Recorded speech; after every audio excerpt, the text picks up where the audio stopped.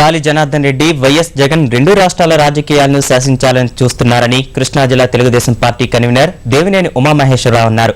కొండా సురేఖ రాజీనామా చేస్తూ తెలుగుదేశం పార్టీ అధ్యక్షుడు చంద్రబాబును ఓ సామాజిక వర్గాన్ని విమర్శించడం ఆడలేక మధ్యలో ఓడనున్నట్లుందని అన్నారు.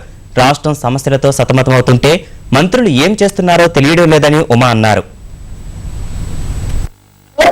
ఈ కాంగ్రెస్ ప్రభుత్వం చేస్తా ఉన్న ప్రజా వ్యతిరేక అవినీతి కార్యక్రమాల మీద ఎవరు ముఖ్యమంత్రిగా ఉన్నా మీ చేతకంతనాన్ని మీ అసమర్థతని మేము ఎండగడతాం.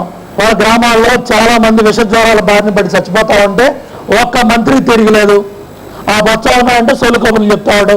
పొన్నా లక్ష్మి ఉన్నాయంటే 5 జిల్లాల్లో వరద వస్తే ఇంటి బయటికి రావాలా సంతకాలు పెడతా ఉన్నాడు, ఇరిగేషన్ ఫైల్ క్లియర్ చేసుకుంటున్నాడు. ఓ పక్కన బీజేపీలో ఉంటాడు గాలి జనార్దన్ రెడ్డి, రాసే ఈ జగన్మోహన్ రెడ్డి గారు ఇదంతా కూడా కాంగ్రెస్ పార్టీ. వీళ్ళిద్దరూ కూడా పార్ట్నర్స్.